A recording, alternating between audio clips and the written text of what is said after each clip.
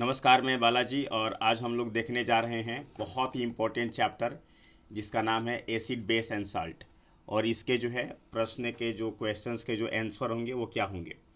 तो जैसे कि हम लोगों को पता है कि एसिड बेस और सॉल्ट चैप्टर जो है काफ़ी इम्पोर्टेंट चैप्टर है। अतः आपको क्या करना होगा कि इसमें जो है मैं जितने भी सवाल बना रहा हूँ उसकी प्रैक्टिस आपको करनी होगी। और हमें आप कमेंट में बताइएगा कि आपने उसमें से कितने सही किया कितने गलत किए। तो सबसे पहला सवाल है कि व्हाट इज एन एसिड। अम्ल क्या है।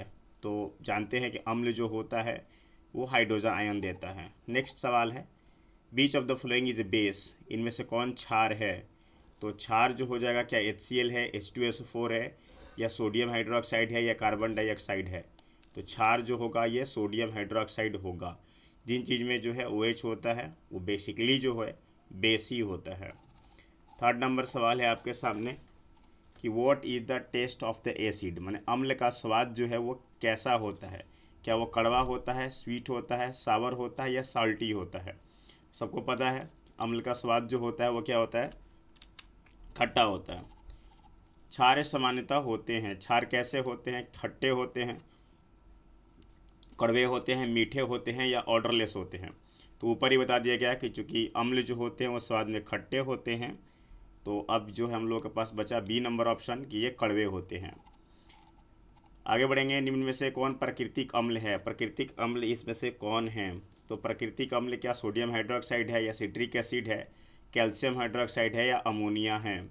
तो इसका आंसर होगा सिट्रिक एसिड। 6 नंबर सवाल पर चलते हैं हम लोग। और इसमें सवाल है कौन नीले लिटमस को लाल कर देता है। क्षार करता है, लवण करता है, अम्ल करता है, या जल करता है। तो याद रखिएगा अम्ल जो है वो नीले लिटमस पत्र को लाल कर देता है। अगले क्वेश्चंस के बाद मैं इसका ट्रिक भी बताऊंगा। Which substance turns red litmus to blue, मतलब लिटमस ब्लू। कौन लाल लिटमस को नीला कर देता है। तो लाल को जो नीला करेगा वो क्या होता है, वो जो है क्षार होता है। तो मैंने ट्रिक की बात की थी। तो यहाँ पर मैंने क्या बताया कि नीला को लाल कौन करेगा। तो आपको एक व्यक्ति का नाम याद रखना होगा, अनीला, अनिल। अ से हो जाएगा अम्ल, नी से हो जाएगा नीला, और ल से हो जाएगा लाल। मतलब अम्ल जो है वो नीला को लाल कर देता है। 8वें नंबर सवाल की तरफ चलते हैं कि what is the nature of HCl। HCl का स्वभाव क्या है। क्या वो क्षार है, उदासीन है, लवण है, या अम्ल है। तो हाइड्रोक्लोरिक एसिड ही बोला जाता है इसको, अर्थात ये अम्ल है और इसमें हाइड्रोजन भी है। 9 नंबर की तरफ चलते हैं। बोला जा रहा है कि which of the following is not an acid. निम्न में से कौन अम्ल नहीं है। तो क्या नाइट्रिक अम्ल की बात हो रही है, हाइड्रोक्लोरिक अम्ल की बात हो रही है, या सल्फ्यूरिक अम्ल की बात हो रही है। तो इन सब के तो नाम में पहले से ही अम्ल है, अर्थात सही तौर पर बोला जाए तो सोडियम हाइड्रोक्साइड जो है वो क्या है, वो अम्ल नहीं है। निम्न में से कौन क्षार नहीं है। तो इस बार बताना है कि क्षार नहीं है। तो मैंने पहले ही बोल रखा था जिन में जो है OH होते हैं वो बेसिकली बेस अर्थात क्षार होते हैं। हम लोग के पास ऑप्शन नंबर डी बचता है, अर्थात जो है ये क्या है, क्षार नहीं है, अर्थात ये अम्ल है। आगे बात करते हैं अम्ल और क्षार की अभिक्रिया से क्या बनता है। अम्ल और क्षार की अभिक्रिया से क्या अम्ल बनेगा, लवण तथा जल बनेगा, या क्षार बनेगा, या गैस बनेगा। तो अम्ल और क्षार जो है जब आपस में विक्रिया करते हैं तो लवण तथा जल बनता है। 11 नंबर के बाद चलते हैं 12 नंबर पर कि टेस्ट ऑफ बेस। क्षार का स्वाद कैसा होता है। तो क्षार का स्वाद जो है वो कड़वा होता है। निम्न में से कौन लवण है। तो क्या बात करेंगे कि देखिए H2SO4 है, सोडियम हाइड्रोक्साइड है, और HCl है। ये HCl तो हो गया अम्ल, सल्फ्यूरिक अम्ल, सोडियम हाइड्रोक्साइड आपका बेस अर्थात क्षार। अब बचा क्या, तो ये लवण। ठीक है। 14 नंबर सवाल की तरफ चलते हैं हम लोग। बोला जा रहा है कि एसिड आर कोरेजिव मीन्स।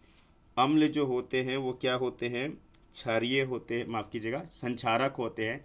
इसका मतलब क्या है, क्या अम्ल जो है वो संक्षारक होते हैं। इसका मतलब क्या है, क्या वो स्वाद में मीठे होते हैं।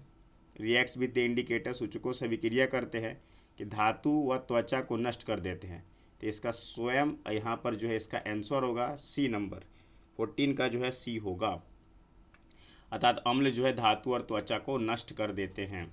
अगला सवाल है बीच इज ए नेचुरल इंडिकेटर। कौन इसमें प्राकृतिक सूचक है, माने प्राकृतिक सूचक कौन सा है। ऑप्शन है फिनोल्फथालीन, मिथाइल ऑरेंज, लिटमस, या चाइना रोज।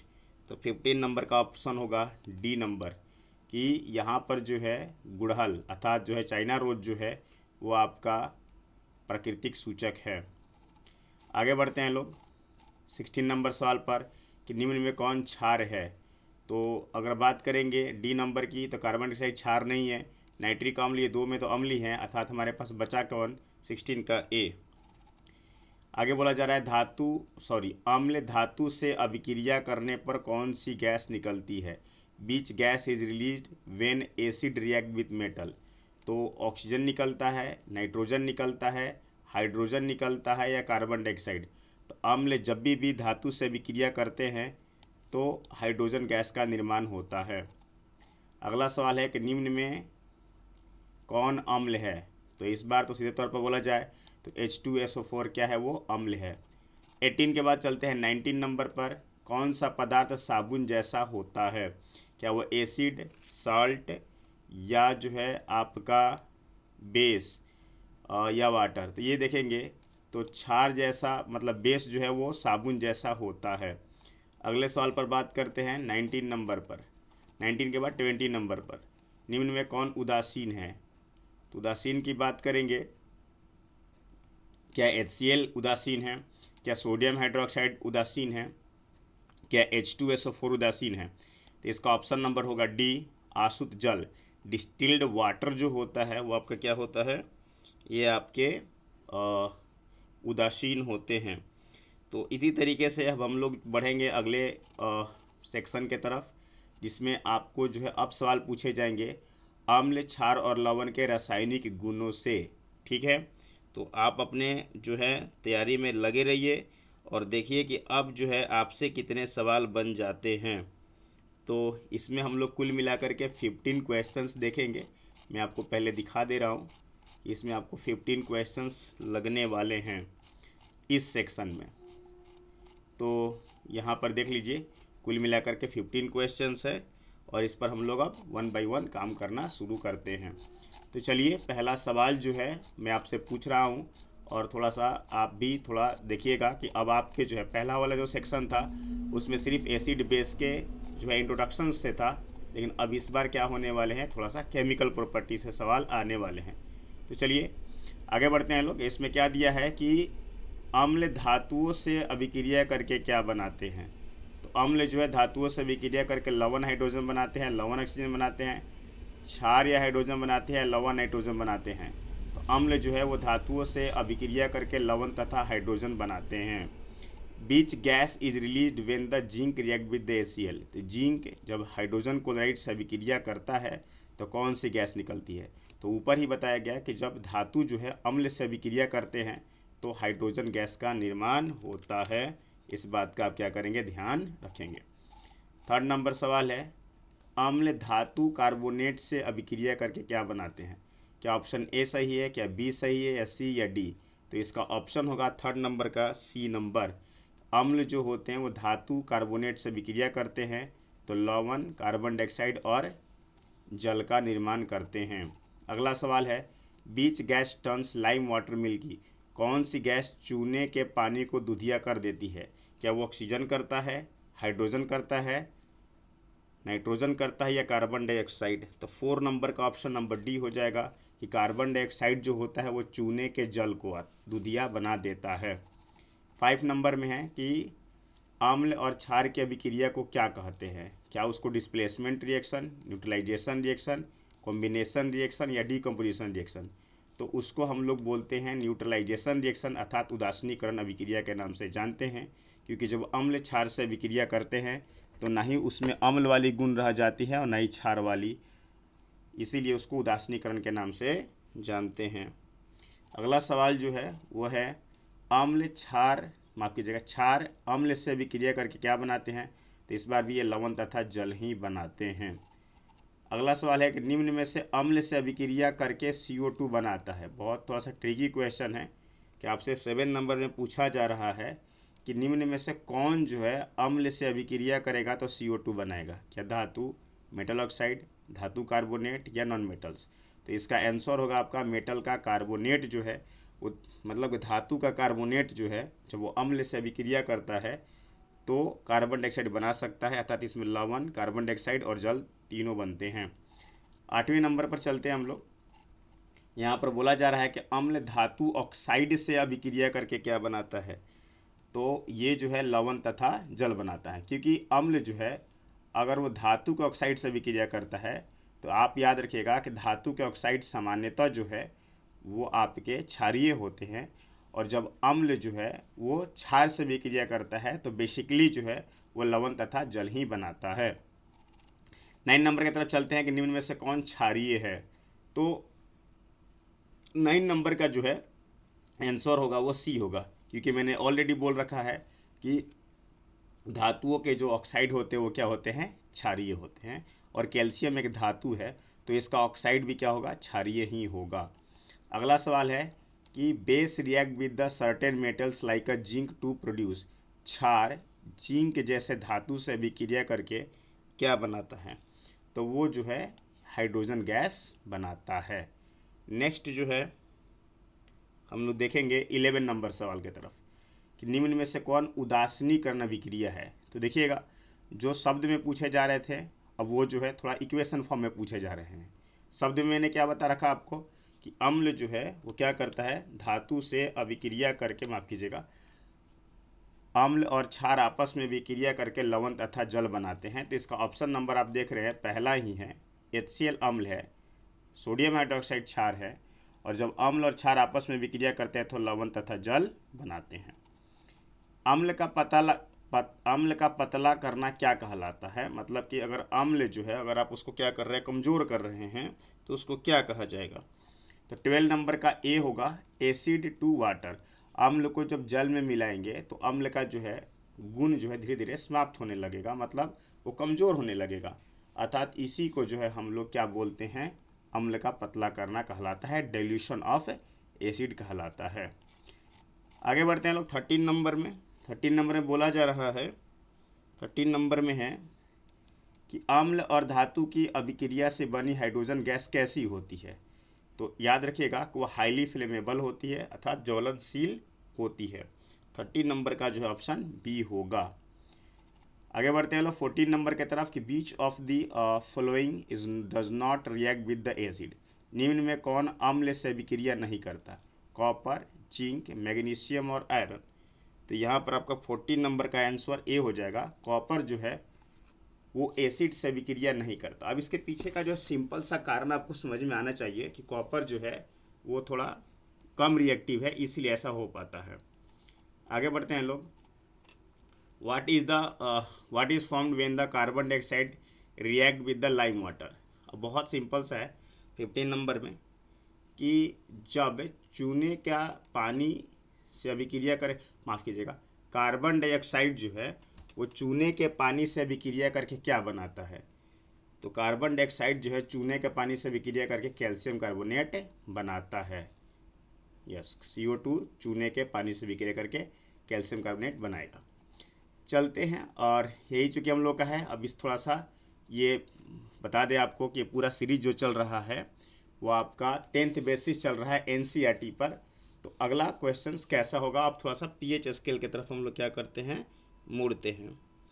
तो चलिए शुरुआत करते हैं pH स्केल से। हम लोग कुल मिलाकर के इसमें जो है आपके 14 क्वेश्चंस देखेंगे और देखते हैं कि आप इसमें से कितना सही कर पा रहे हैं। बोला जा रहा है कि what is the pH scale. pH scale क्या है, क्या ये मेजर टेम्परेचर मेजरमेंट करता है, मेजर ऑफ एसिडिटी मेजरमेंट करता है, या प्रेशर मेजरमेंट करता है, घनत्व मेजरमेंट करता है। तो pH स्केल जो है वो एसिडिटी का मेजरमेंट करता है, अर्थात अम्ल, माफ़ कीजिएगा, एसिडिटी और बेसिसिटी, कहने का मतलब अम्लीयता और क्षारीयता का माप करता है। अगला सवाल है pH स्केल का रेंज कितना होता है। तो याद रखिएगा pH स्केल जो है वो 0 से 14 तक होता है। तीसरे नंबर सवाल की तरफ चलते हैं कि what is the pH of the neutral solution. उदासीन विलयन का जो है pH कितना होता है, तो उदासीन विलयन का जो pH होगा वो तीसरा का C अर्थात 7 होता है, मतलब खास करके जो पानी का जो होता है वो pH मान जो होता है वो आपका 7 होता है। चौथा नंबर सवाल है कि solution of pH less than 7, जिस विलयन का जो है pH 7 से कम होता है उसको क्या कहते हैं। 7 से कम रहेगा तो उसको हम लोग अम्लीय के नाम से जानते हैं। A solution with pH more than 7, जिस विलियन का पीएच जो है 7 से अधिक होता है उसको हम लोग क्या कहते हैं, तो बेसिक के नाम से जानते हैं। 5वीं के बाद 6ठे नंबर सवाल पर चलते हैं। इसमें निम्न में कौन सा पीएच सबसे कम है, किसका पीएच सबसे कम होगा, तो वाटर का तो 7 होता है, लेमन जूस जो है एसिडिक है, सोप जो है वो बेसिक है, ब्लड जो होता है ये थोड़ा सा हम लोग अब देखते हैं इसका आंसर क्या होगा। क्वेश्चन नंबर 6 का जो आंसर होगा लेमन जूस अर्थात एसिडिक है, इसीलिए 7 से कम होगा। आगे बढ़ते हैं लोग। निम्न में से कौन किसका मान पीएच सबसे अधिक है, क्या सिरके का है, क्या लेमन जूस का है, क्या सोप सोल्यूशन का है, और क्या मिल्क का है। तो 7 नंबर का ऑप्शन होगा आपका सी, अर्थात इसका जो साबुन विलियन का जो है इन सब में से, इन सब में, ऐसा नहीं है कि पूरा सिस्टम में, इन सब में इसका जो है पीएच मान सबसे अधिक है। 8 नंबर पर चलते हैं। जैसे जैसे पीएच घटता है तो अम्लीयता क्या होती है, तो अम्लीयता जो है वो बढ़ती है। 8वें नंबर का सी होगा। 9 नंबर पर चलते हैं। Tooth decay starts when the pH is below, दांतों का क्षय कब शुरू होता है, मतलब कितना से नीचे जाइएगा पीएच मान आपका कितना कम रहेगा कि दांतों का क्षय शुरू हो जाएगा। तो 9 नंबर में का जो है वो सी होगा। अगर 5.5 से अगर आप कम पर जाइएगा तो आपका जो है दांत का क्षय शुरू हो जाएगा। आपको बताना होगा कि 5.5 जो है ये क्या है, अम्लीय है या क्षारीय है, अर्थात एसिडिक है कि बेसिक है, कमेंट में लिखिएगा। ठीक है, एकदम सीधे तौर पर कि एसिडिक वैल्यू इज़ 5.5 और बेसिक वैल्यू इज़ द 5.5, दोनों में से कोई एक शब्द का प्रयोग करना होगा। 10 नंबर पर चलते हैं। निम्न में से कौन थोड़ा अम्लीय है, तो क्या दूध है, इन सब में सोप है, बेकिंग सोडा या टूथपेस्ट है, तो दूध जो है वो थोड़ा सा क्या होता है आपका अम्लीय होता है इन सब में बोला जाए तो। विच पीएच इंडिकेट स्ट्रॉन्ग एसिड, इनमें से कौन सबसे ज़्यादा खतरनाक, मतलब कि माफ़ कीजिएगा, कौन सा पीएच मजबूत अम्ल दर्शाता है, तो मजबूत अम्ल जो है वो 1 वाला दर्शाएगा। 11 नंबर का ए होगा, क्योंकि बाकी सब ये तो न्यूट्रल है, ये बेसिक है और ये भी बेसिक है। आगे बढ़ेंगे लोग। कौन सा मजबूत पीएच दर्शाता है, तो ये 13 होगा, क्योंकि जैसे जैसे पीएच मान बढ़ता है तो क्षारकता को दर्शाता है कि मजबूत हुआ, और जैसे जैसे वो कम होगा तो वो एसिडिक को दर्शाएगा। मतलब 7 से जैसे जैसे ऊपर जाएंगे तो एसिडिक को दर्शाएगा, और 7 से जैसे जैसे हम लोग नीचे जाएंगे तो वो माफ़ कीजिएगा, 7 से जैसे जैसे ऊपर जाएंगे तो क्षारकता को दर्शाता है, और 7 से जैसे जैसे नीचे जाएंगे तो अम्लीयता को दर्शाता है।